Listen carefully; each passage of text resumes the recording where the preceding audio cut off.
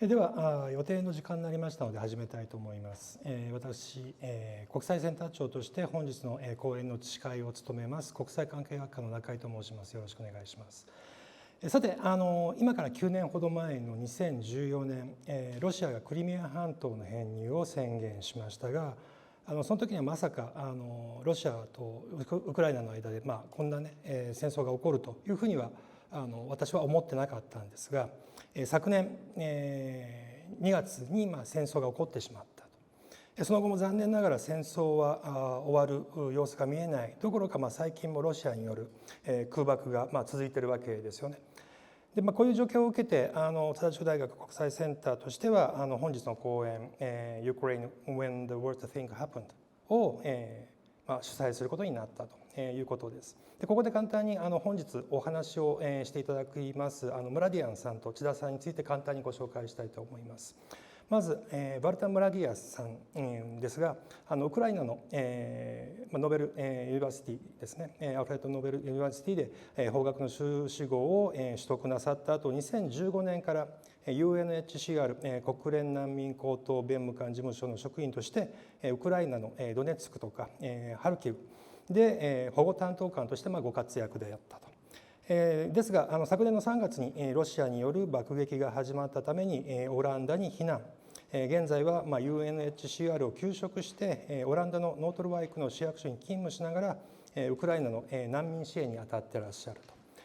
そして今回の来日でもすでに日本各地で精力的に講演活動をなさってましてその様子は近々 YouTube にもアップロードされるということです。それから通訳をしていただく津田悦子さんですけどもこちらは津田塾大学国際関係学科をご卒業した皆さんの大先輩にあたる方でしてボストン大学およびハワイ大学で修士号を取得した後1996年から2019年まで UNHCR に国際専門職員としてお勤めでした。ウクライナ関係では2016年からキエフの事務所2017年からドニプロ事務所などでプロジェクトの現場担当官としてご活躍だったわけですがその前後も含めればソマリア、ケニア、モザンビーク、アフガニスタン、パレスチナ等々文字通り世界各地で難民支援に当たってこられた方ですと。ということで本日はそんなお二人の貴重なお話が聞ける機会ということになるかと思います。それではムラディアンさん、津田さん、講演の方どうぞよろしくお願いします。ご紹介に預かりました千田悦子と申します。今日はよろしくお願いいたします。で今ご紹介に預かった、私千田悦子とそれからバルタン・ムラディアンですけど共に2016年からその18年にかけて一緒にウクライナで仕事をした元同僚です。でバルタンはもともと自分がUNHCR の職員としてウクライナにいる難民と国内避難民を助ける立場から自分がそのハルキフに住んでたんですけれどもハルキフが攻撃されて自分が今度難民となりで彼は国連パスポートを持っていたので33歳なんですけど幸いにして国を出ることができたんですけれども今はオランダで難民としてオランダに逃げオランダで難民になり今度はまた彼がオランダ語とウクライナ語の両方を喋れるのでオランダでウクライナ難民のなんていうかウクライナ難民の受け入れをする側として自治体オランダの自治体で雇われて仕事をしています。でそれを詳しく彼が話してくれると思うんですけれども一応今日は皆さんが基本的には英語がお分かりになるということで私は通訳としては要点ぐらいしかしないのでもし分からないこととかがありましたら授業の後とかにでもお話ししてくださればと思います。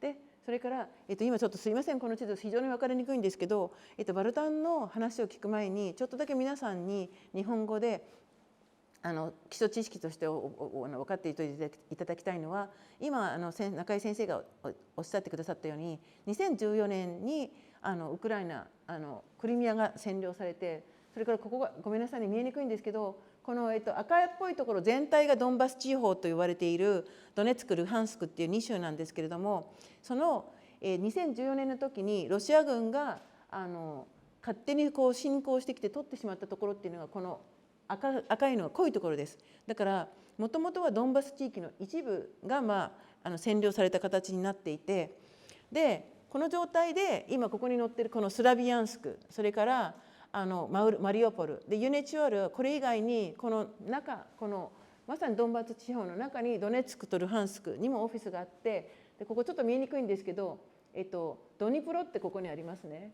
これが、その5つのオフィスを統括する、オフィスだったんですけれども、ごめんなさい、ここのね、ここの見えないちょっと上の方にセベロドネツクっていうオフィスがあって、その5つのオフィスをこのドニプロオフィスが統括していて、で私はそこのフィールドオフィサー、現場担当として、この今この赤い濃いところとこの濃いところと薄いところのこの境がラインオブコンタクトといって、ここから外はウクライナが政府がコントロールしてたんですけど、ここは結局ロシア側に取られているので、ウクライナ政府がコントロールを失ったところということで NGCA ノンガバメントコントロールエリアというふうに呼ばれていました。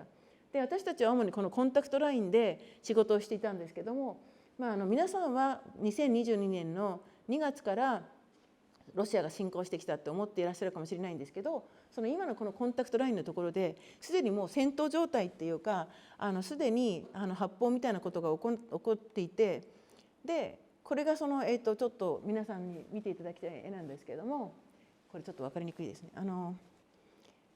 これですね。結局この今見ていただいた4番、それから1番から12345って書いてあるんですけど、これがその今回のウクライナの侵攻の前にすでにロシアが抑えていた、そういうそのロシアが勝手に侵攻して抑えていたところです。でこれを見ていただくと、結局ロシアっていうのは例えば1番はこれモルドバっていうところの国境なんですけど、どこらかの国がこう NATO 側というかヨーロッパにこう肩入れしようとすると、こうやって土地を占領してきた歴史があるっていうことを分かっていただけると思います。で1番が反ドニエプロロっていうところで、2番3番これはアフカジアっていうジョージア、それから南オセチアっていうところで取られた地域で、そうで今その5、6っていうのがドンバス、ドネツク、ルハンスクで、4番がクリミアなんですけれども、こういうところですでに戦闘状態っていうのが起きていて、それで実際に何て言うんでしょう、これ私が撮った写真なんですけど、ちょっと見ていただくとこういうふうにこれ2017年の私が仕事していた時の状態なんですけど、こうやって爆撃されて、これ小学校です。これが2017年の5月で、こういうふうに小学校がこういうふうに爆弾で破壊されて、これが小学校でこうやって小学校でみんな土のを積んだ状態で勉強していて、これは爆風でこうやって壁が吹き飛んでしまっていた図書館で、これが一般の方のお家なんですけど、ウクライナ寒いので二重窓になっているのに、こうやって爆風で飛びでこうやって弾丸の跡があるっていう、こういう状態だったっていうことをまず皆さんに理解しておいていただければと思います。で UNHCR はこういう家をこうやって今見ていただくようにパッチで貼ったりとか、それからこれが私たちがウクライナに買った壁の絵なんですけど、これがすでに戦争になってこういうふうに破壊されてしまったり、いろいろこうあったんですけど、こういう状態でごめんなさい、仕事をしていたっていうことを分かっていただければというふうに思います。でちょっとごめんなさい、一応ごめんなさいね、これも小学校なんですけど、こういうふうにこれが前でこういうふうに直したりとかして、こういうことを UNHCR がやっていたっていうことをちょっとまず知っておいていただいておければと思います。で、OK. And can you change the Vartan のスライド Yes. You continue or Yes, no, it's okay. Just I gave the quick. そうで、それですいません、これこういうことを UNHCR がだから戦争になるすでに2016年から18年の時点でこういうプロジェクトをしていたってことを分かっていただいた上でバルタンのお話に入りたいと思います。すいません、じゃあよろしくお願いします。皆さんこんにちは。はじめまして。私はワルタンです。お目にかかれて幸いです。私は日本語を話さないのですみません。英語で話します。よろしくお願いします。So I'll start my presentation and maybe a quick question. How many people will have difficulty understanding English so that we know? この中でちょっと英語があんまり得意じゃなくてよくわからないっていう方、一応正直にどれくらいの方がいらっしゃるかちょっと手を挙げていただいてもいいですか。大体わかるっていう方はあげなくてです。じゃあ皆さん大体わかるっていうことでよろしいですか？ Yeah, is English okay? Or yeah? Yeah, so that's okay. good. Yes. Okay, that's perfect. So let me then do, because then we can, we will have more time. We don't need interpretation. Translation. Yeah, interpretation. Yes, good. So short. First, to explain why this naming. The presentation does contain a bit of information on myself, and it's reflecting on my life and on my experience. So I'm a person who was born in Hungary to Armenian parents. So my both parents are Armenian, but I've never lived there. I was born in Hungary and then went to Ukraine with my parents when I was 1.5 years old. So I lived in Ukraine for 30 years. That is why Ukraine, I feel more Ukrainian than anything else. And that is why when the country was invaded by the Russians in a big scale last year, that's when the worst thing happens, when you have to leave your country, which is a very good place. So you have to leave it even if you don't want to. So that's why I called it this way, the presentation. Because of course in the history of Ukraine there were many bad things that happened, but this is a bit more personal. So to explain maybe shortly how it started for me. I think you're too fast. You should be better. Yes. Slower? Clearly. Okay. Yes, thank you. I'll try to be slower. Although, yes. And okay. So how it started in the sense that what happened on the 24th of February 2022. So I woke up at 4 o'clock, 4:30 in the morning, in the town of Slavyansk. You can see it's the closest here. That's where I was working. That's where the UNHCR office was, and I was placed there.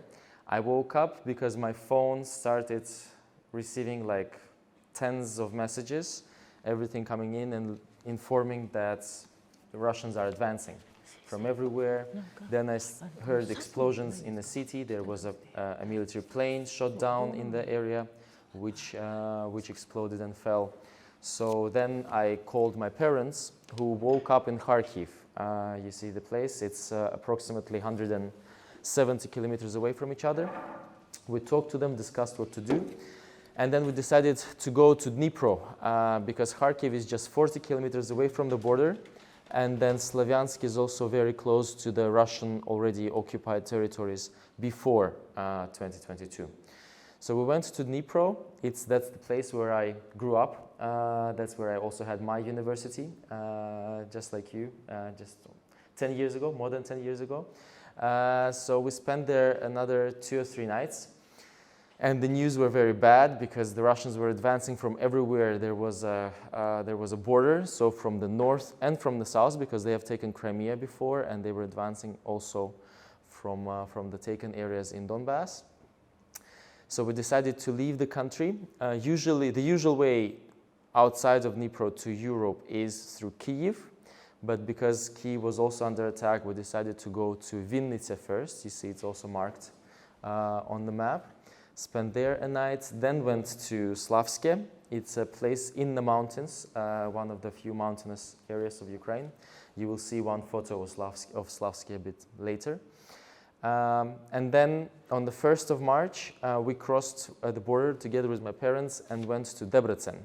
You see that place. That is actually the place where I was born in Hungary in 1989.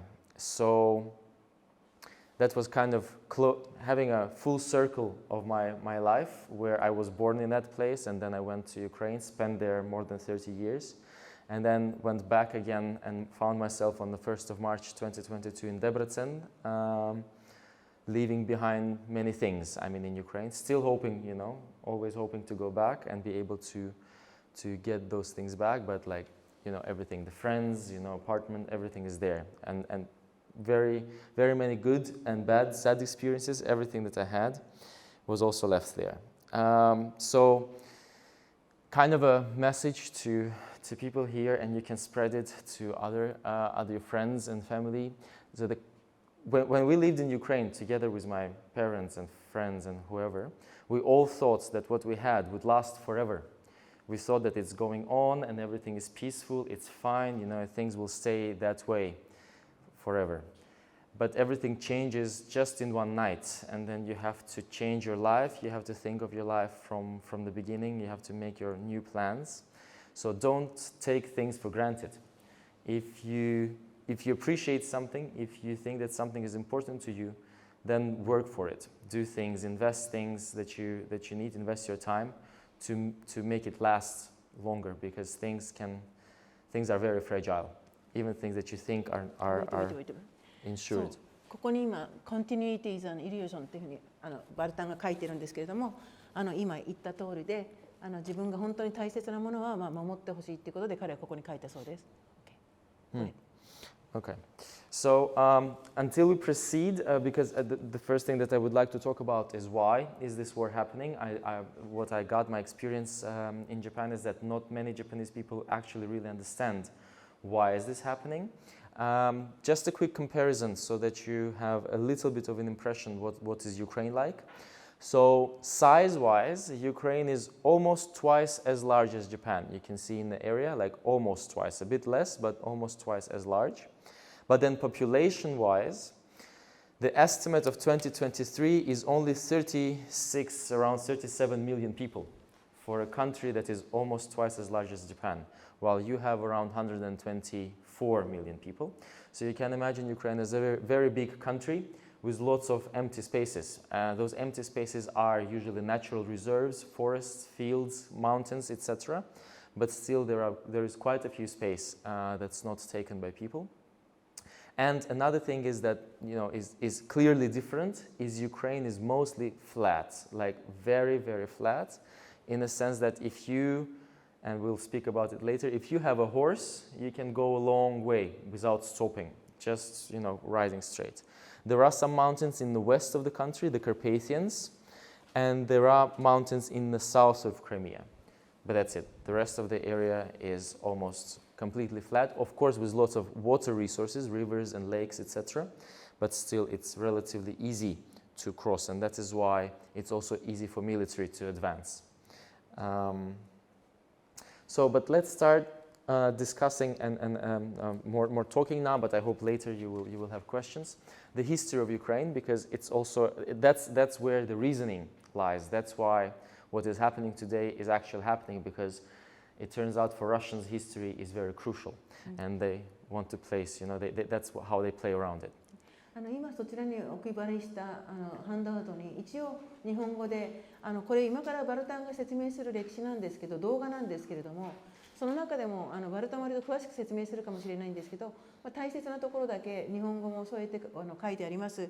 で、一番の問題っていうのはこのバルタンの説明で大切なのはここに書いてあるんですけど、このルースっていうロシアの語源になるこのルーシっていう国が、これがキーなんでロシアの歴史の中で大切なところなんですけれども、このルースがもともとウクライナのキエフから始まって、キエフ大公国っていう名前にもあるんですけれども、キエフが誰が取るかっていうのが要するにキエフというのがそのルースっていう言葉を持っている権威のあるところなので、そのキエフを誰が取るかっていうのが一番その問題になっているところがポイントだっていうことで考えてバルタンの話を聞いていただければと思います。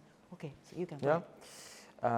Okay. So this is the map of Europe as of 1000 Anno Domini. So this is how Europe looked at that time.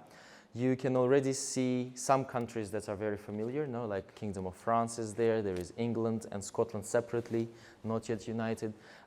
There is the Scandinavian countries, the Holy Roman Empire, and then Poland. Spain is still a caliphate of Cordoba. Its Reconquista didn't happen at the time. But on the most, and then the Byzantine Empire, of course, with Constantinople, the richest city at that time in history. 11世紀のヨーロッパの地図です。And at the most eastern border of northern kind of Europe, you can see a big gray area. You can see it's like the biggest country in Europe. So that is what the historians call Rus, and that is the country that was called Rus. Unfortunately, in most of historical records and current history books, they write Kievan Rus. And that is maybe, if you ever studied history, European history, maybe that's also how you remember it. That kind of indicates where the capital was, because the capital of the whole country was in Kiev. Unfortunately, I don't have a option to show it to you. It's there on the map, on the river. But at the time when the country existed, which is between the 9th and the 13th century, it was called just Rus. And Rus is the country that existed, like the first Slavic country of Eastern Slavs. It united the territory of modern-day Ukraine, Belarus, and Russia. I mean Russia, including the European part only, not the Asian part, of course. この時、ルースってここではキエフのルースっていうふうに英語で書いてありますけど、これは後からキエフのルーシっていうふうに名前がついてて、本来はルースっていうのがそのルーシっていうのが元々の名前です。Is it okay to stand on the chair? Yeah. Okay. Where was I? Yes. So this is part of the history where Russians also agree with the maps, and they also agree that this is how it was, that Rus existed in this form, and that's where the center of Slavic power was. And they also agree that Kiev was the capital, because at that time Moscow didn't exist at all. This is 1000 Domini. Moscow doesn't exist at this moment yet. There is nothing, no place like that on the map. There is also a saying in Russian that goes that Kiev is the mother of all Rus cities, because Kiev is kind of the capital, and it governed most of other Slavic places. So now we are looking, this is like the map of 13th century. You can see it also on your handouts. Just to explain quickly, so the blue area is the Rus. This is the southern border of Rus. The yellow area is the union of tribes, which is called Polovtsi. So it's not a united country. There are many different tribes. They're still nomads, but because the land is very flat, they move around and they get their food from there. The red area is the Golden Horde, the Mongolian horde, the ancestors of Genghis Khan, the same Mongols that didn't reach or reached Japan. I mean, tried to reach Japan, but were broken by kamikaze.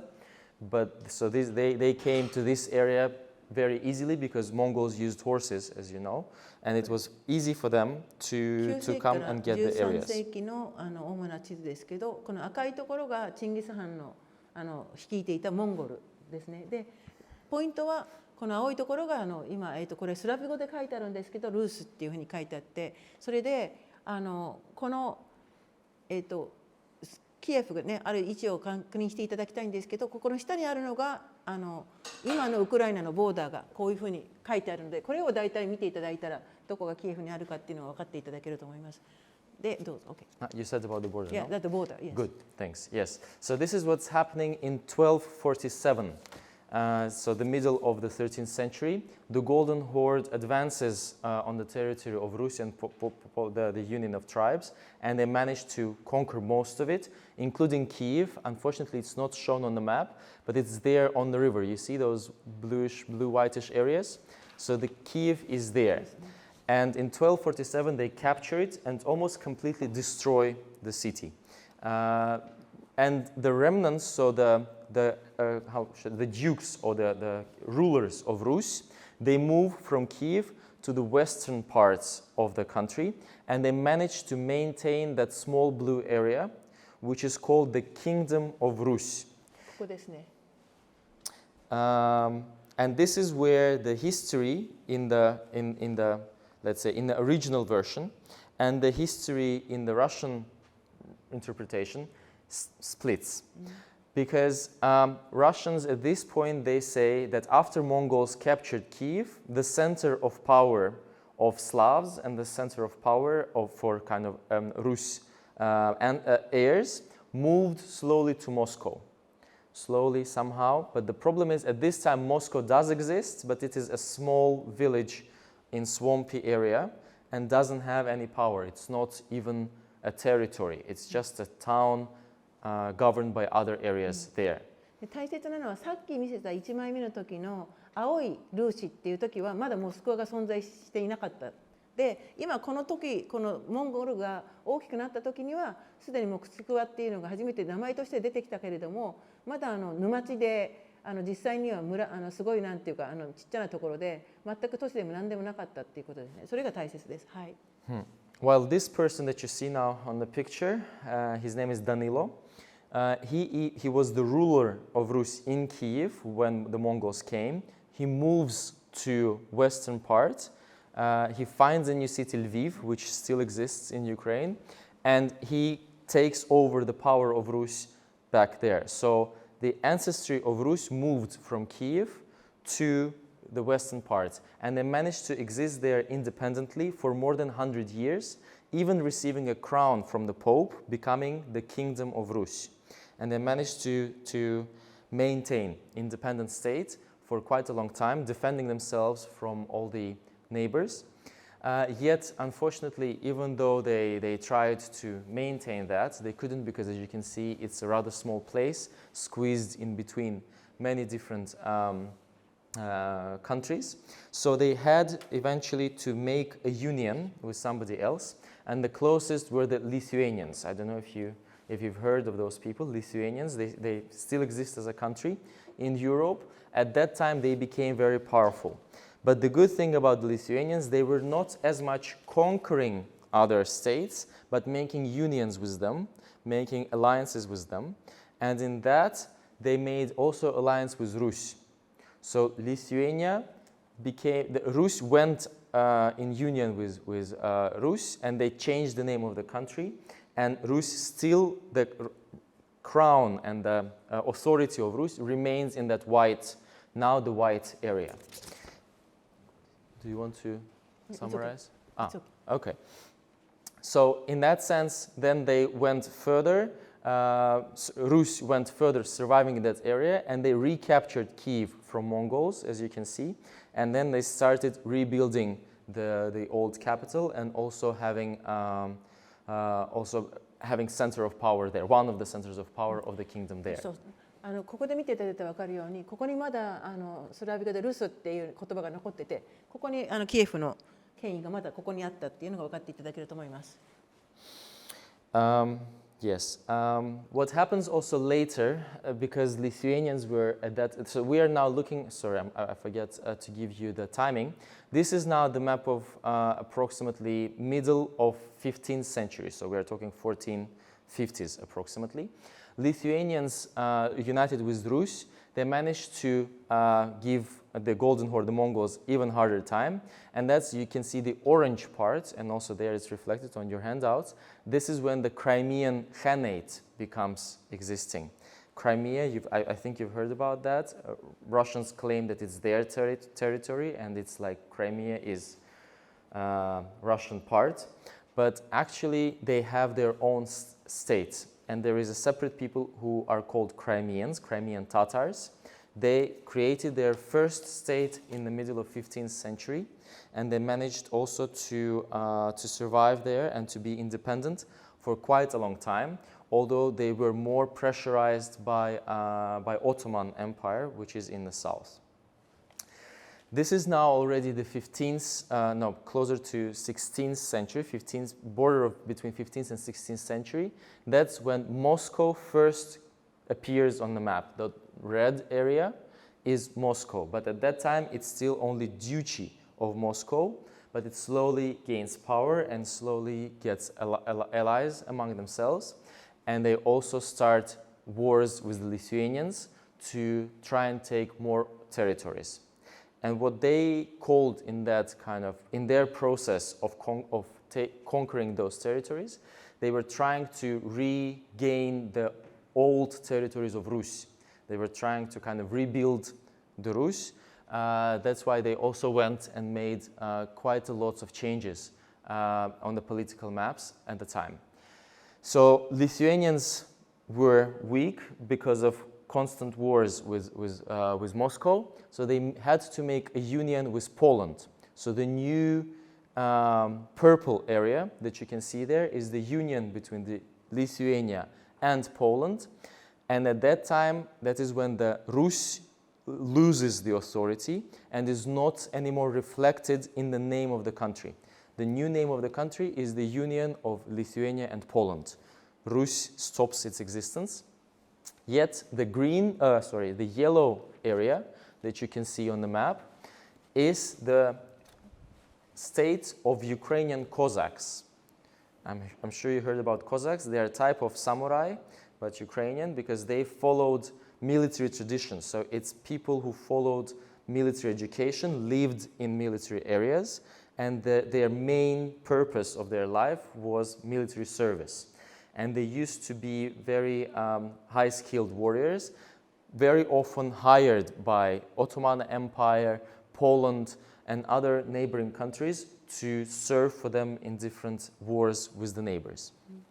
コザックっていうのはその黄色いところに出てくるんですけど、コザックの人たちって皆さんはなんかロシアの人みたいなイメージ持ってるかもしれないですけど、彼が言ってるのはコザックもウクライナ人のお侍さん、武士階級みたいな感じな人たちって思ってくださいってことです。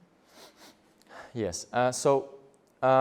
When Poland united with Lithuania, they also took Kyiv. As you can see now, Kyiv is under the purple rule, and Kyiv remained a very big center of power, including for education and religious power, because Kyiv was baptized to Orthodox Christianity back in 889, much sooner. So it's the first, like for Eastern Slavs, that's the first country that adopted Orthodox Christianity as a religion, and it kept remaining a very important center for education and culture. So now we are looking at the map of 16th century, when the Cossacks united with the Crimeans. So this person is the leader of Cossacks, and the other one is the leader of Crimeans. This is when they united together, so the yellow part and the orange part, they united together and fought against Poland to liberate that blue area. And the blue area, I think you also have it on your handouts. The blue area is the first purely Ukrainian state. So that is the first state which was already created in 1650s, in 1640s, let's say, so the middle of 17th century. That state was called Hetmanshina, and the state had a ruler, the hetman. It's kind of like a king, the king there. It also had a parliament. It also had a structure of the government. And they managed to keep Hetmanshina independent for almost 50 years. Yet Hetmanshina was surrounded by Poland and Moscow, who both wanted to take it over. The Cossacks supported Hetmanshina because they were also Ukrainian. They had kind of union between themselves. So it lasted for 50 years until they, of unions between Ukrainians and the Crimeans. The Crimeans also, you can see now, these are the portraits of leaders of Hetmanshina and Crimea. They were always united to keep themselves, to defend themselves from both Poland and Moscow, and Ottomans were pressuring from the south. Unfortunately, yet, even though they three of them tried to defend themselves, they didn't manage, and eventually Hetmanshina was split between Poland and Moscow, and Kyiv fell under the rule of Poland. But in all of these wars, eventually, Poland itself got very weak. And I don't know if you heard about the partitions of Poland. There were 3 partitions of Poland. Moscow, Austria, and Prussia, they split Poland, Moscow taking the most parts of the Ukrainian territories. And that's when Moscow managed to take Kyiv. And only when they managed to take Kyiv, you see now it's in the red area, they have changed the name of their country. The name went from Moscow Tsardom, so it's the Tsar of Moscow, to Russian Empire. In that way, putting the claim to the old Rus, and putting the claim that now, since they have Kyiv, the old capital of Rus, now they are the heirs of Rus. This year? Huh? Year. Heir. No. Year. Yes. This is 1774. So this is almost the end of 18th century, when Moscow, first managed to take Kyiv. and then rename themselves. So that is where the main kind of issue of this war lies. The Russians, even the name of their country, puts ties to Rus, to the old Rus. And the capital of Rus is Kiev, and they know that, and everybody knows that capital of Rus is Kiev. So unless they manage to control Kiev in one or the other sense, they lose kind of that claim even to their name. That is why when Kiev is outside of Russian control, they don't feel comfortable. They feel threatened because Kiev has actually more claims to being the heir of old Rus than themselves. Inside the Slavic mindset, it is very clear. It is very, how should I say? It is very common for Ukrainians, Belarus, and Russians.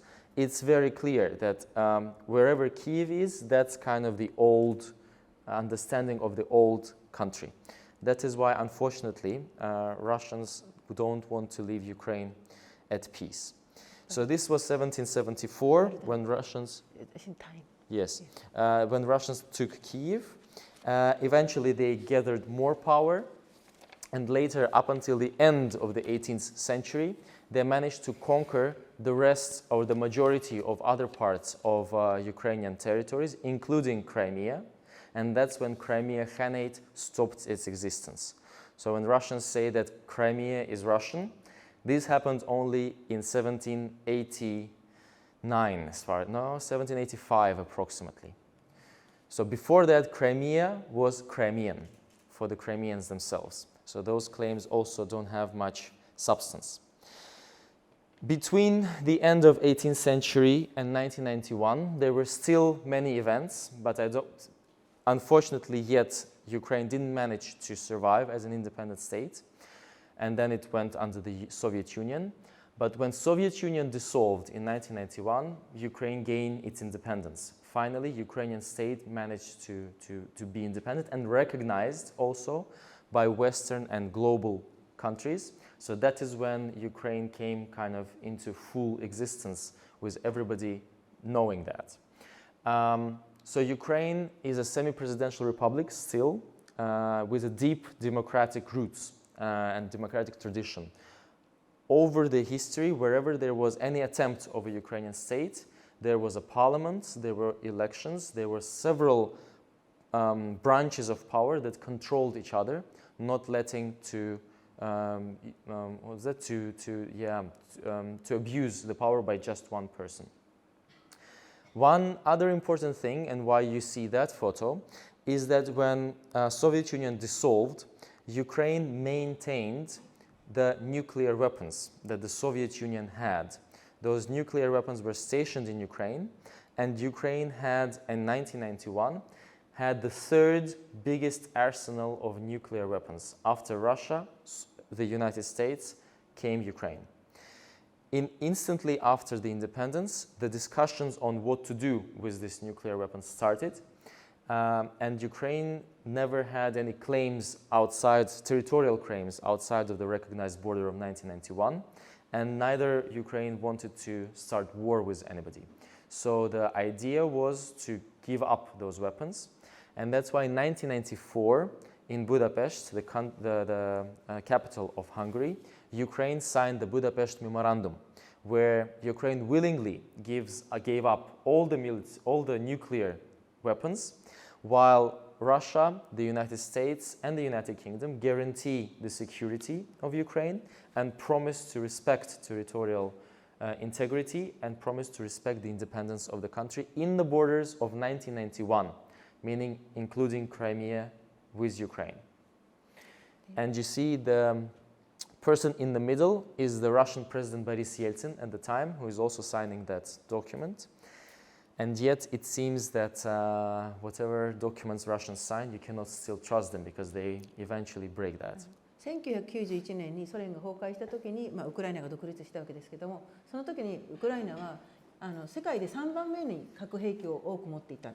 なんでかというと、ロシアから独立した時にそこにあった核兵器をそのまま引き継いだからなんですけど、で結局ウクライナがその核兵器を引き継いだんだけれども、ここに写ってるロシア、イギリス、それからアメリカの3カ国がその独立した時のウクライナの国境を必ず守るからっていう条件をこのブダペストの覚書でサインして、その安全保障で必ずウクライナの現在のそのさっき見せた1990年の時の地図なんですけど、あの時の国境を守るから代わりにウクライナが全部の核兵器を放棄するっていう約束をしたのがこの覚書で、バルタンは言ってるのはそれを結局ここでサインしたにもかかわらずロシアがその国境を守っていないっていうことを彼は今怒ってるわけです。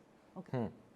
So in the previous sessions that I had, presentations, when I was asking people what are their associations with Ukraine, I only got actually one word, which is war, which is now I think everywhere in the news. So here are a little bit of photos so that you can have other associations with Ukraine. This is the capital. This is Kyiv in the peaceful times, a very nice city which I recommend to visit, with the river in the middle, and on the banks of the river there is also a Kyoto Park in Kyiv with a very nice garden, which the Taishi in Ukraine also opened when it was done. This is a traditional Ukrainian house with a person standing in traditional Ukrainian clothing. This is in the western part of the country. So this is Slavsky, the place that I stayed overnight one day. This is in winter. It's both winter and summer are good there for mountainous. This is a mountainous area where you can go skiing, where you can go hiking. Other places there are quite a few nice things that you can do in the Ukrainian mountains. This is the western city of Lviv, which most of its history has been under the Austrian Empire. So you can see that architecture here is rather different. It's very European architecture in the city. これがポーランドとの国境で皆さんが逃げていくときに通過しているルビブっていう西側の端っこにある都市ですね。This is a woman in Donbass area, in her house that was bombed not so long ago. So this is more or less how older people, older generation looks like in Ukraine in their houses. This is where we take our flag from. You can see the blue sky and then the yellow field of sunflowers. Often it's also referred to the field of wheat from which the bread is made from. So the blue and yellow, combination of blue and yellow, is how the Ukrainian flag is made. This is center of Kyiv, one of the central squares of Kyiv for Christmas. The last peaceful Christmas. This is December 2021, with beautiful churches, as you can see, and the areas, everything is lighted. So Ukraine is quite an interesting and good country to visit in peaceful times. Here are videos of my friend. The first two videos that you can see. これとこれですね。この2つが。The first two videos that you can see on the central and western, left to you, is videos that she made on 23rd of February, going to her office and in her office. So just that you can understand how that looks like. And this video, the right one, is made on the 24th of February when they woke up and they had to go to this bomb shelter to hide from the Russian missiles. And very short, this is more or less how it started for most of us. 2020年の2月24日の4時の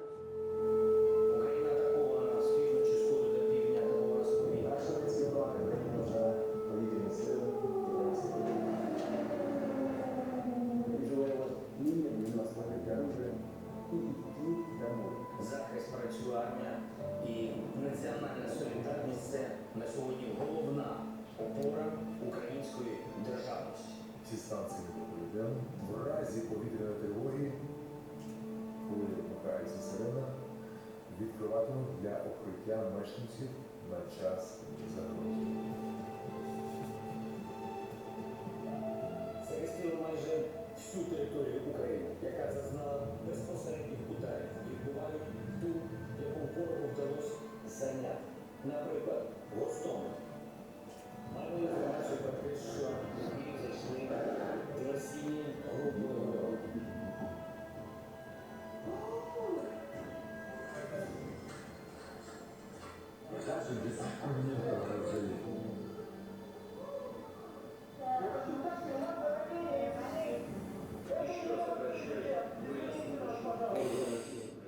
So this video lasts for like 16 minutes. I will not give you the whole. You can find it on the internet as well. There is a reference to the channel. That's what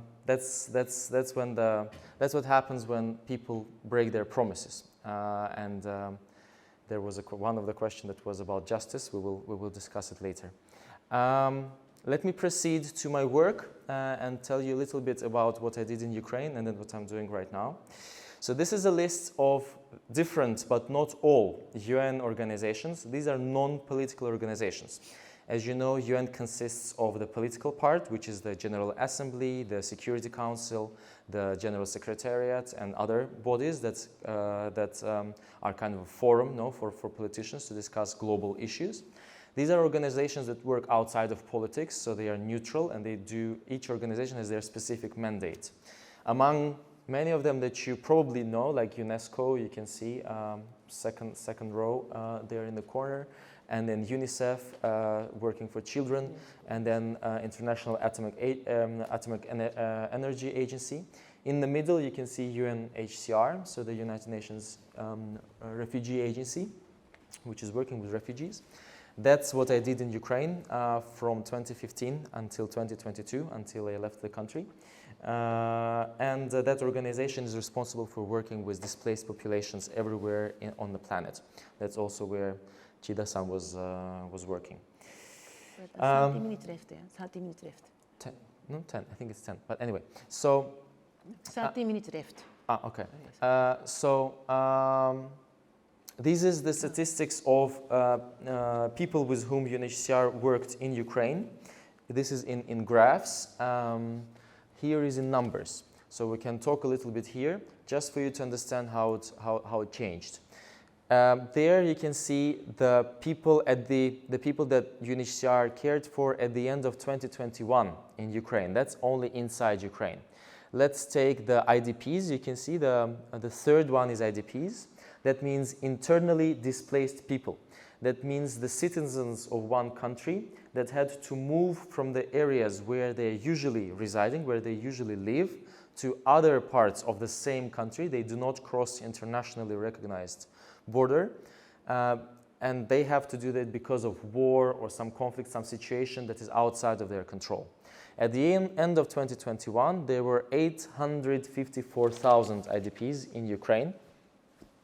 And at the end of 2022, when Russians invaded the whole country, there was already 5,300,000, increasing the number of IDPs more than 5 times. IDP っていうのは国内避難民のことです。Internally displaced persons です。はい。 So, and you can see also the difference in numbers, how it changes, and it of course puts lots of stress on the organization because you have to scale up and you have to do much more than you did before.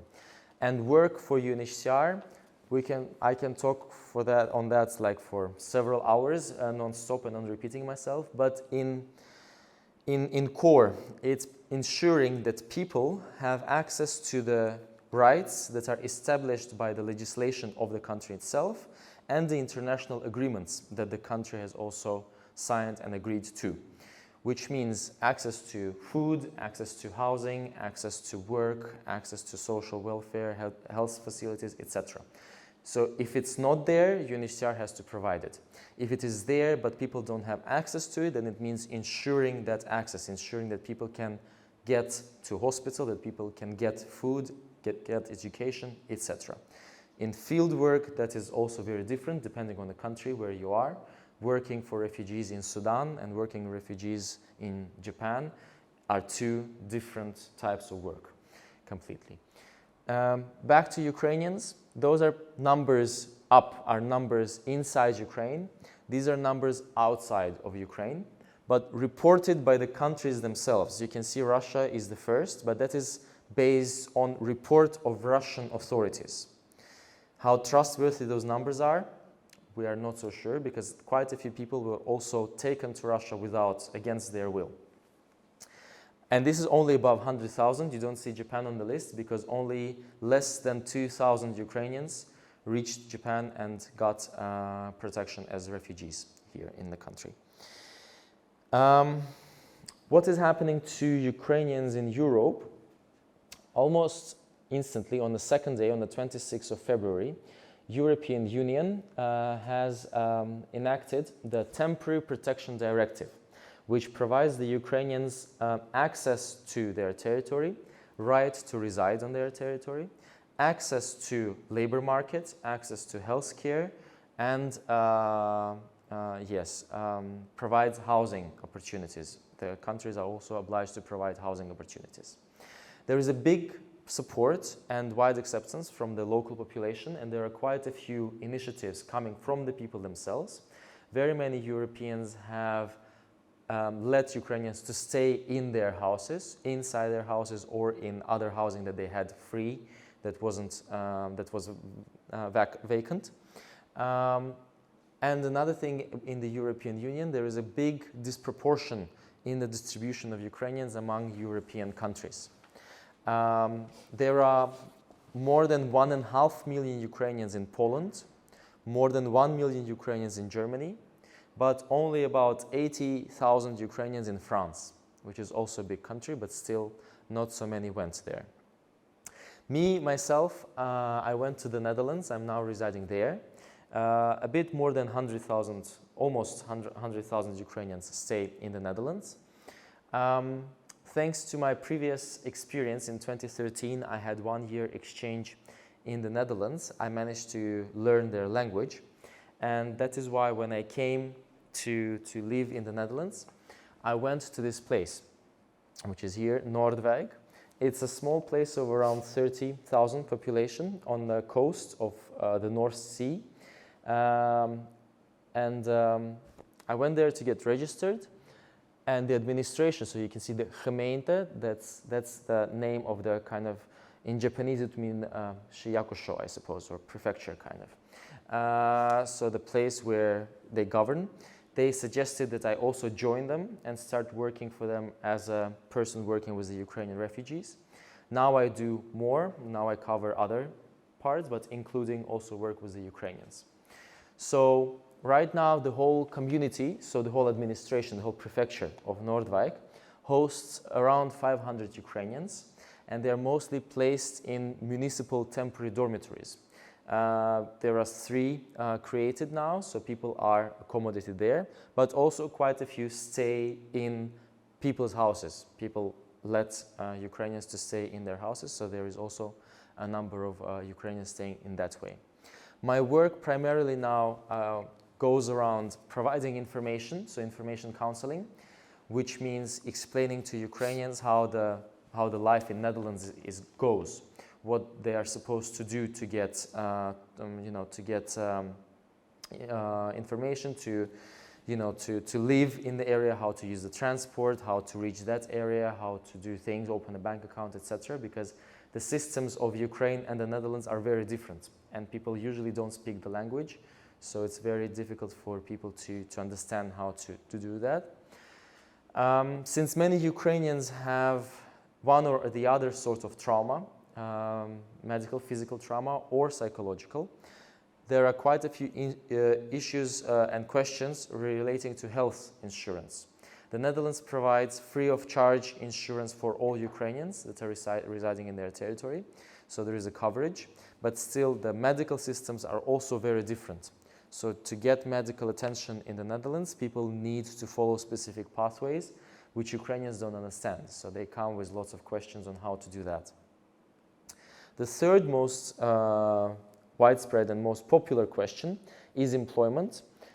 Fortunately for Ukrainians, there is a shortage of manpower in the Netherlands, so finding employment is relatively easy. So the statistics of administration of Noordwijk is that 80% of all Ukrainians found work, and now they are engaged in active work in the new community, thus also contributing and doing things there.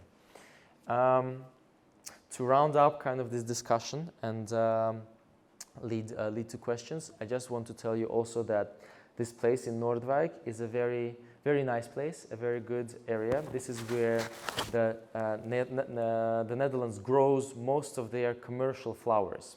I'm sure you heard that tulips, and other flowers come from the Netherlands.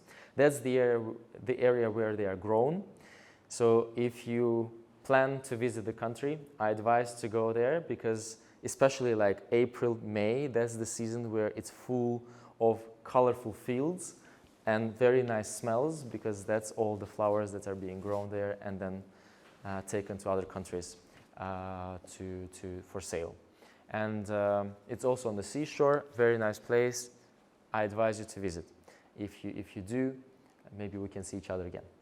So, at this point, I'm done with my presentation. ご清聴ありがとうございます。And 質問をどうぞ。はい、ありがとうございました。で、we can 旗をすみません。先ほどバルタンがさっきウクライナの旗がどうしてできたかっていう話で、you can. Yes. Just I wanted to tell that the flower, that picture, Vartan, like you showed, so like the 青い空が、さっきひまわりの、yes, here. そう、これですね。これがさっきバルタンが言ってたやつですけど、上が青い空とで下がその黄色い、ここではひまわりが出てますけど、豊かな小麦畑を表しているっていうふうに説明してました。Yeah. Thanks. We can maybe put it here.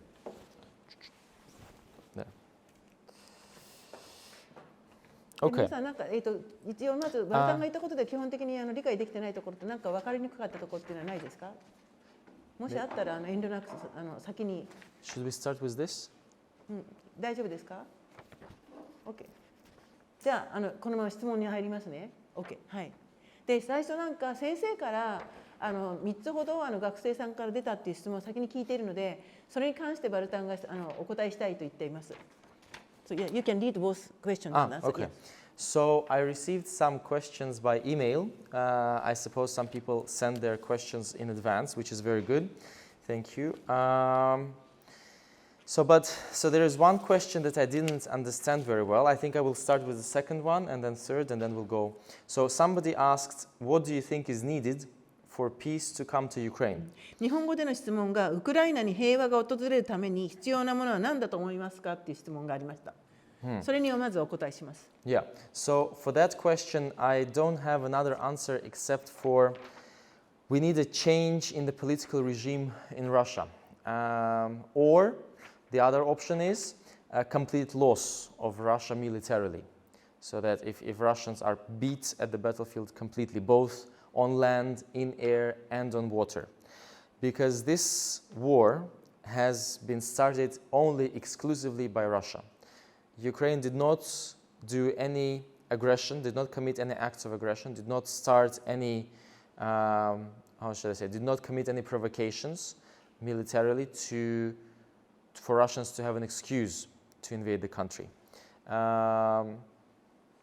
Before 2014, when the first invasion happened, when the Russians took Crimea and Donbass, the political opinion of Ukrainians, so 65% of the population of Ukraine, was against of country joining the NATO. 65%, which is 2/3 of the population. Ukraine would not be able to join NATO without a referendum, because the constitution of Ukraine prohibits participation in any military alliances. So for Ukraine to be able to join NATO, the country must have held a referendum. At that point in history, the referendum would definitely say no. No NATO, so Ukraine would not be able to join the NATO.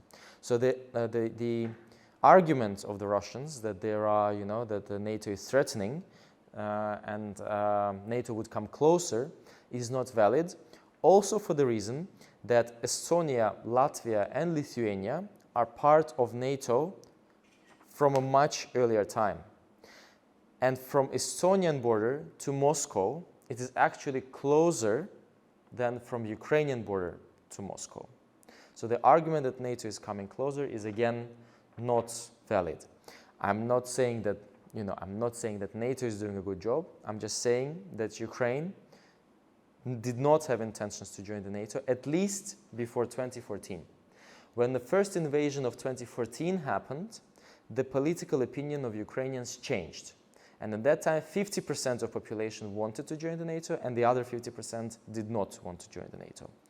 And after the last one, after the last year, of course, now the majority of population does want to join the NATO because basically we don't have another choice. We're already attacked by the country. So the war was started by the Russians, and since they did it and since it's their aggression, the end of the war lies also in their hands. So as soon as they decide to stop it and as soon as they decide to retreat, that will be the end of it.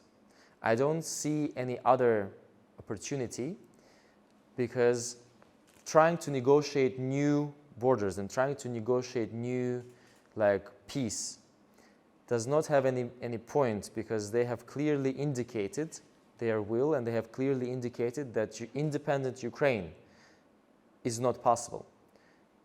In current Russian rhetorics, Ukraine has been created by Soviet Union and Ukraine is now taken by neo-Nazis. So Ukraine has to change its politics. The Ukrainian governance has to be taken in control by the Russians, and they have to do it.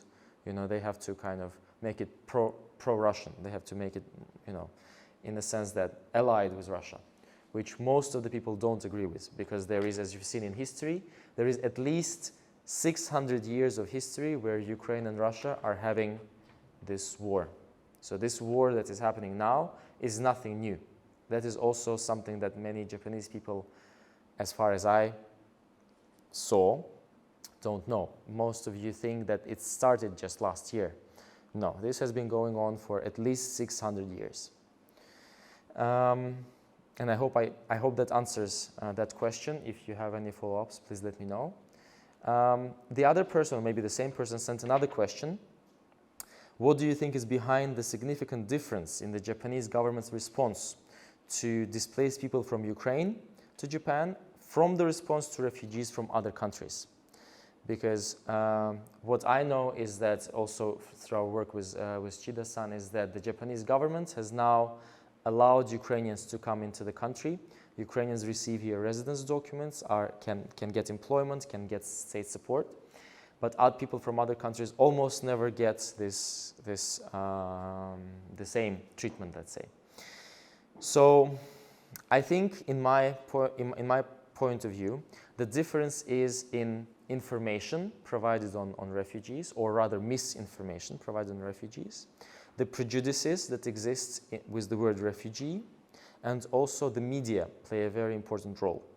The Ukrainian situation and Ukrainian war has been presented in Western media, mostly Western, and I think also Western allied media, has been presented as a very serious thing, as a serious war where there is clear one bad country and one good country, and the bad country is invading the good country, which I agree with, but it does not reflect the other conflicts then and the other wars properly.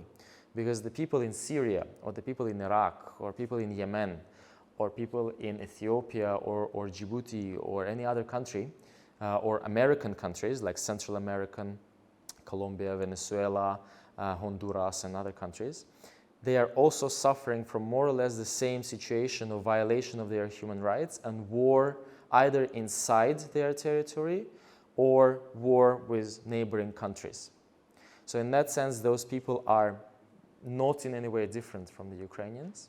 So what I think is that the Japanese government is doing very well on receiving Ukrainians here. And I think that's where we have to thank them and yes, I think we have to appreciate what they are doing for the Ukrainians. But I think we also would be nice if the Japanese government kind of took that good experience of how Ukrainians are received in the country. And at least I haven't heard, maybe you have heard, there are no negative consequences of Ukrainians being in Japan. Most of Ukrainians just try to find work, try to learn the language, try to integrate, try to do whatever they can in their peaceful life here in Japan. It's actually the same with other people. If refugees are received well, if there is an open door policy, and if the country and the people try to include them in the society and try to invite them, try to explain to them, so here are local rules, here is how we do things here. People feel that they are being welcomed, and that initiates this kind of good chain response. And people also try to be good and nice, and they try to be, to follow the local rules and to follow the local traditions and culture and customs. So I hope that would be kind of a starting point for the Japanese government to also work and look differently at people from the other countries, because running away from a war is the same, either for Ukrainians or for people from any other country. I hope that answers that question. I don't know if the people who send those questions are here in the audience. すみません、3番ちゃんと日本語で言えなかったんですけど、ウクライナの日本への避難民への日本政府の対応が他の国からの難民の方々への対応と大きく異なる背景に何があるんでしょうかっていうのを今質問したんですけど、その最初の今2番3番の2つの質問について今ここに質問した方がいらっしゃるかどうかわからないですけど、お答えこれでいいでしょうかっていうことなんですけど。Yes, I think, okay. Are you asking I don't know if, like that. You know, like I asked if their answer is okay, but they are not like not this one? Maybe, So, are there number other one, questions? Yeah, let's, but number one, you're not answering? so number one, I cannot answer because it's not で specific. あとなんかもう一つ、自分の正義と他人の正義が対立している時の妥協の仕方はっていう質問があったんですけど、これはちょっとその正義っていうのが何を意味しているかがはっきりしないので、ちょっと僕には答えられないと言っています。もし質問した方がいらっしゃるんだったら、もう一回説明していただけたら答えます。はい If the person is here, Yes, I would I like said already. yes, to get more specific, because this justice, in my head, it means something else, maybe, than in your. I already said. But I Yes. suppose the person either is here. Okay. Or maybe they're shy, I don't know. Anyway, are there any questions, please? While we have this opportunity, and there is still 10 minutes or so, please let me know if you have any questions. 個人的な質問でも何でもいいので、せっかくの機会なので質問してください。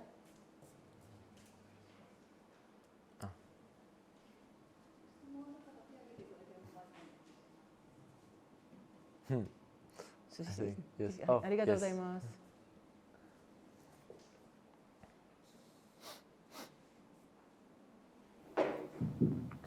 So, I want to ask, why did you try to work in UNHCR? Why? Yeah, it was accident. I mean, it just happened to me. I didn't plan to do that. So when it was 2014 and the first Russian invasion just started, they took Crimea and then they took Donbass.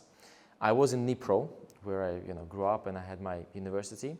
I had work. I was working online. I was working as a copywriter. So I was writing texts and translating, etc.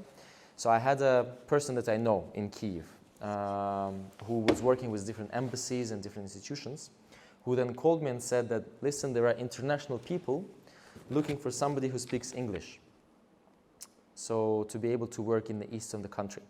Of course, I've heard about the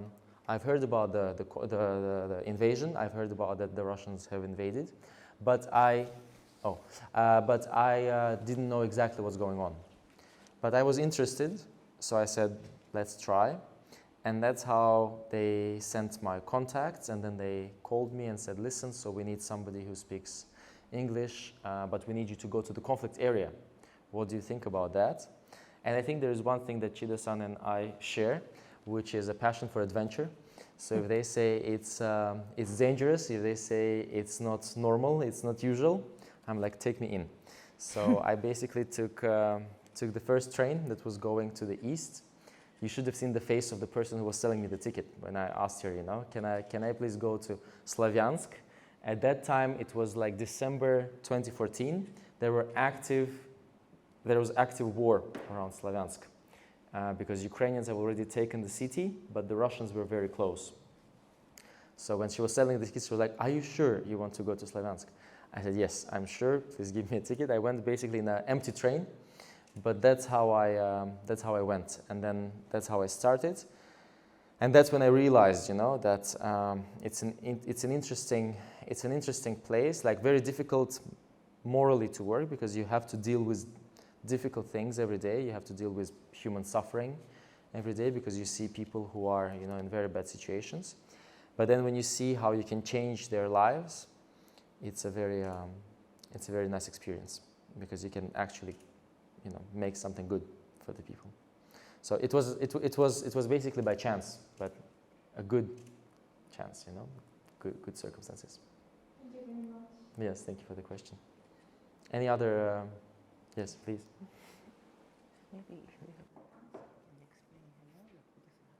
Maybe Thank you very much for the very complete and detailed explanation. And I have just two questions about Budapest Memorandum in 1994. So Russia's condition was to give back all nuclear weapons. Not only Russia, but yes, Russia and the United States, they also said like yes. Yeah, and so if I were Ukrainian, I never accept that condition. That anyway. So does it mean Russia did not confidence in Ukraine? And the second question is, how about other countries? How about other ex-Soviet Union republics, for example, Belarus or other countries? Do they still have nuclear weapons? Yes, so I'll start maybe from the second one, I'm sorry. Yes, because so when Soviet Union collapsed, there were 3 countries, except Russia, still having nuclear weapons. Those were Kazakhstan, Ukraine, and Belarus. But Kazakhstan and Belarus had very few nuclear missiles. I mean, Belarus had a little bit more than Kazakhstan, but still, relative to number of what Ukraine had, it was relatively few. Because Ukraine, you see, it's the most western border of the Soviet Union. So they had quite a few missiles put everywhere to kind of threaten the Western countries. They signed also the same sort of memoranda, turning down all the weapons, and it happened very fast. They happened even earlier before Ukraine. The discussion in Ukraine went a bit longer because Ukraine has this history. So Ukrainian politicians remember the history of the wars with Russia for almost 600 years. So there was a doubt. Ukrainians were like, maybe we shouldn't. Maybe we should keep it as a guarantee, you know, to our security. But there were several counter-arguments. The main of what was maintenance. Keeping nuclear warheads on your territory is also dangerous. Things can happen.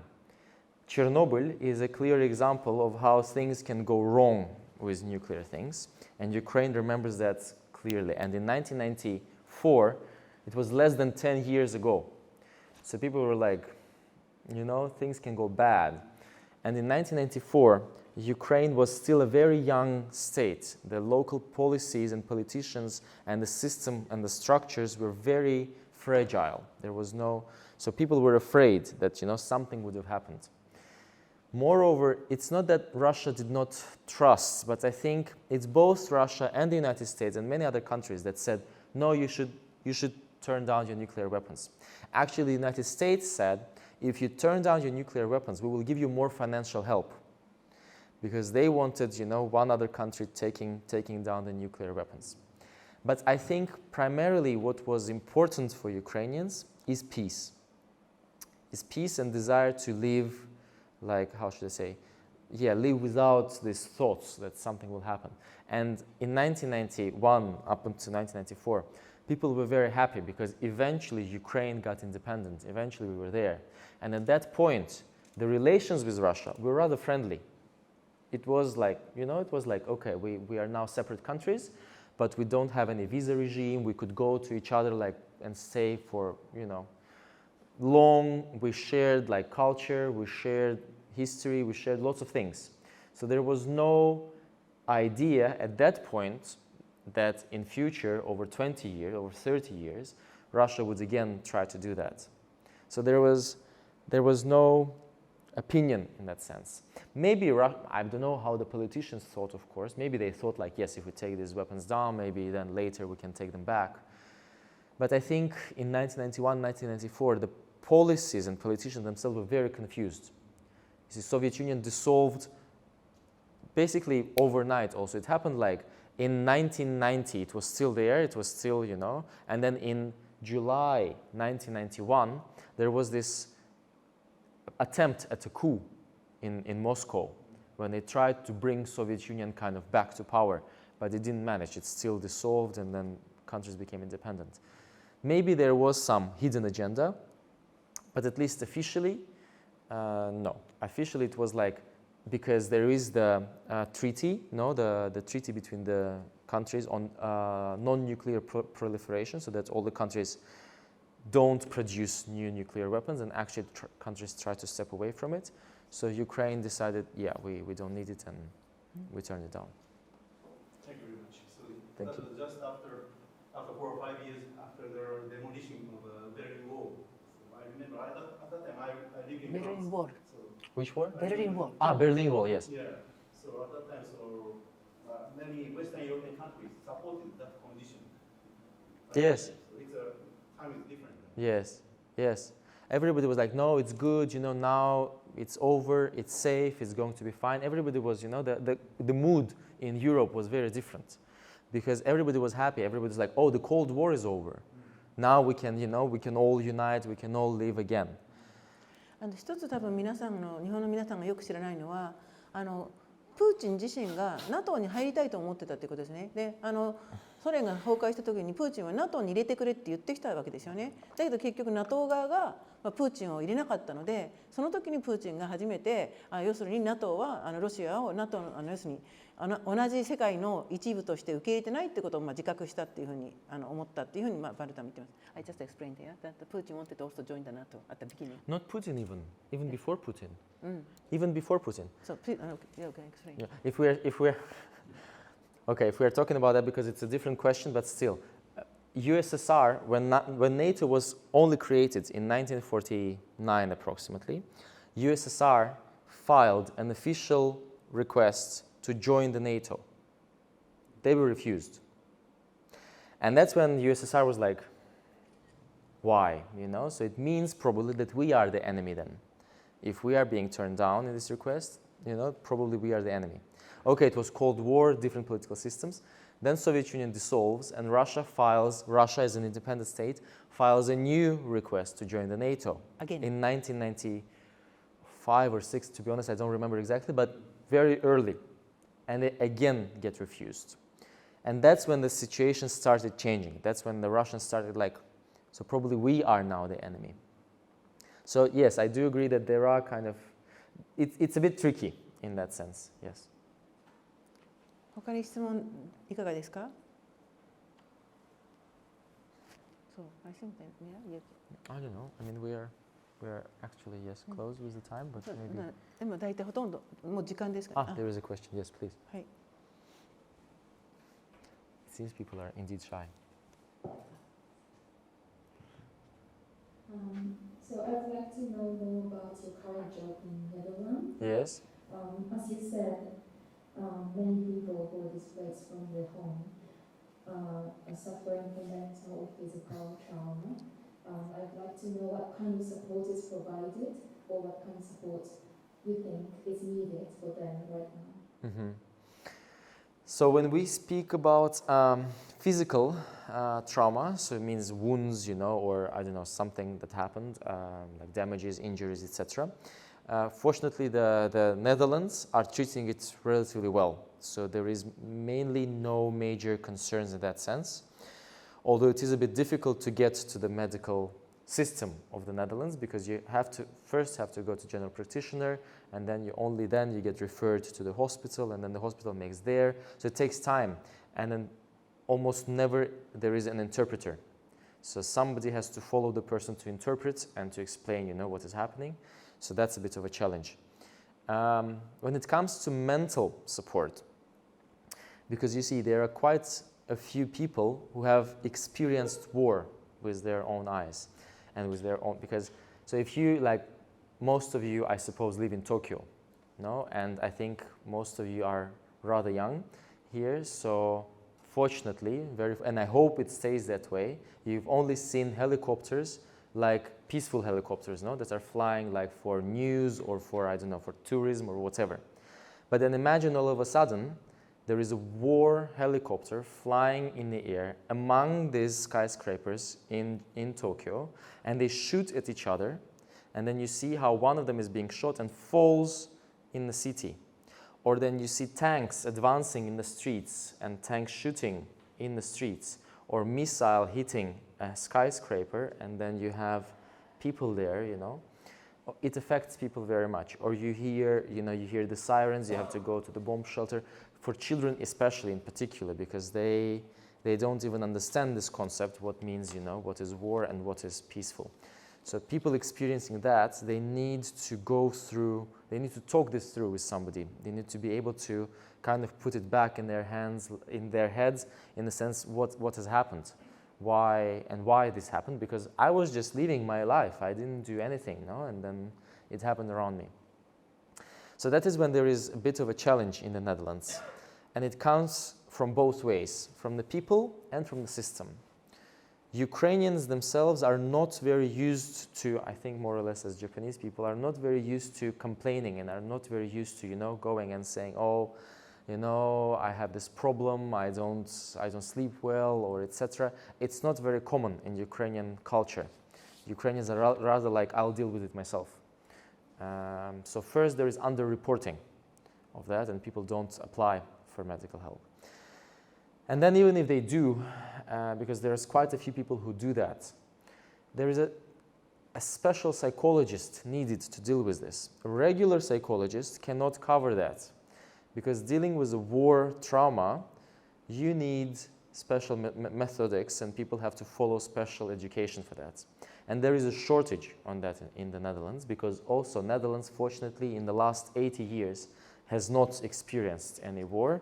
So it's not basically needed in their country. There are a few who work with the Netherlands military who go outside of their country to fight, but it's very few.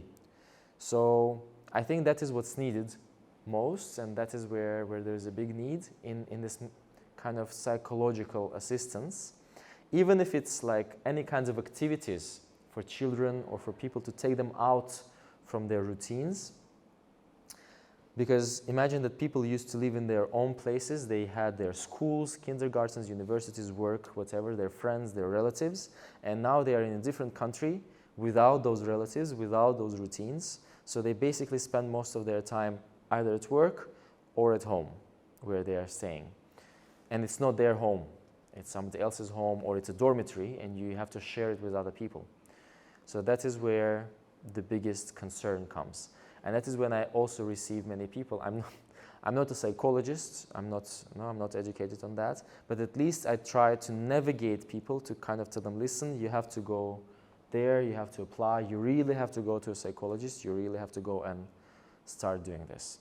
Fortunately, some people listen to me and then go and try, but still they face challenges, because so you have to go to a psychologist and talk to them. You need an interpreter for that, because the psychologist doesn't speak Ukrainian and the person doesn't speak Netherlands. And when you go through an interpreter, that's another, like, you're kind of trying to tell it to the medical specialist, but then the interpreter can, no matter how Chida-san tries to, interpret for myself, she still cannot transfer the same way as I will. So you see that those are the challenges, and those are the problems, let's say, in that sense. In my work, I try to go around it, but since I'm not a psychologist myself and my time is limited, there are 500 people and just me, the only one who speaks both languages, it's a bit challenging to kind of cover all of that in that sense. Thank you very much.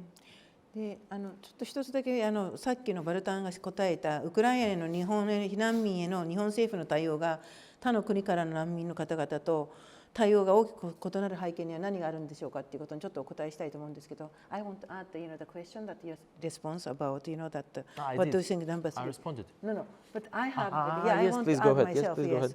That that one thing. Okay, I think I will answer in English so that Vartan can understand better. That basically, I really think this is very political, because as you see that in Japan, we have every year more than 3,000 refugee, that asylum seekers applying for the refugee status. Okay, and then the main people from applying for the refugee status are from Myanmar. That you see that they had the commotion in the country, and the Japanese government definitely how to say only choose Ukraine as accepting refugee, I mean, not refugee as Vartan said, but basically, they Displaced. gave like, that Temporary how to say, protection. like temporary, the permission to stay in Japan for like 1 year, like with the right to work, and then the access to like health care. But the difference I seriously think is that because Ukrainian people mostly, Vartan is a bit different because he's a descendant of Armenian, but like many like Ukrainian people have like this kind of image of Caucasian white person, who look like like European or like Americans, and then I really think that Japanese government has very clear discrimination against the refugees who are coming from so-called developing countries, like especially like people from Africa and like that the other countries. And I think this is very serious issue because I think you might have heard about Ushama-san, who was who came as a the student, as a Japanese student, and then she was eventually killed in that during the detention at the Japanese government facility. That I think like it was like 2 years ago, and then this she's from Sri Lanka. So if you see the difference of handling the refugees among those who that came from like that Ukraine and came from that other countries, definitely shows that Japanese government is using that this that the opportunity as almost like political that the way, and as that Vartan explained today that that war was even before that that 2024. I mean that 2022. And then that like during that time, like as I showed, that they are already having those serious missiles, and like that actually people are dying, and then like this Japanese government didn't even like the Japanese media did not announce anything about the Ukrainian situation, and then all of a sudden that's of course this Russian invasion was very serious this time, but then now like like they try to use this the invasion to push Japanese, that the military and defense force to, and also to change the even constitution, in an illegal way. So I think that young people have to be very careful about current situation because, as Vartan said, that Japanese people are very, like the obedient, and then Ukrainian people, as you see, like since 2012, they fought against their own government, and even they managed to chase out their, the president out to the country, Yanukovych, because they kind of,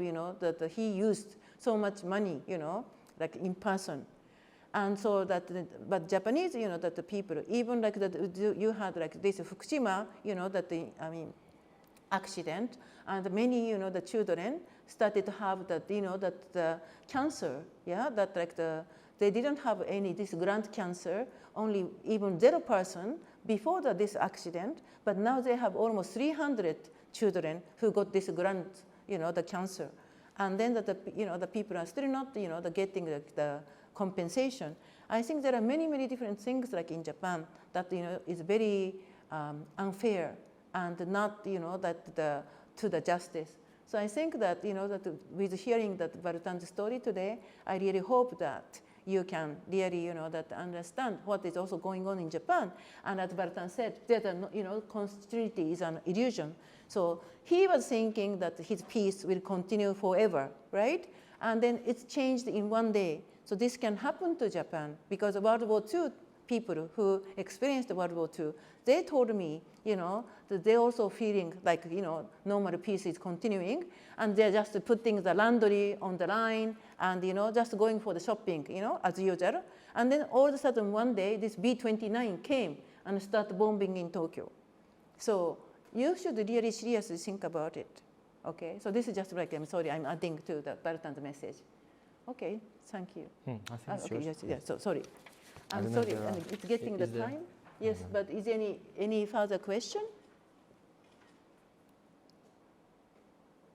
It seems no. And even any, that the how to say, opinion or like, like the impression? もし感想とかあったら、もしバルタンに言いたいことがあったら今のうちにどうぞ。 I think we can Okay. close. Yes. はい、じゃあありがとうございました。皆さん長時間お疲れ様でした。そうですね、お時間になりますので残念ですけども、この辺りでお開きにしたいと思いますけども、個人的には千田さんの最後の言葉というものがムラディアさんの今日のレクチャーと私たちの日常生活を結びつけてくださったのかなというふうに思います。ムラディアンさん、千田さん、今日は本当に貴重なお話をありがとうございました。会場の皆さんも最後にお二人にもう一度拍手をお願いいたします。じゃあ、ありがとうございました。ありがとうございました。遅くまでお疲れ様でした。会場の皆さんも。失礼します。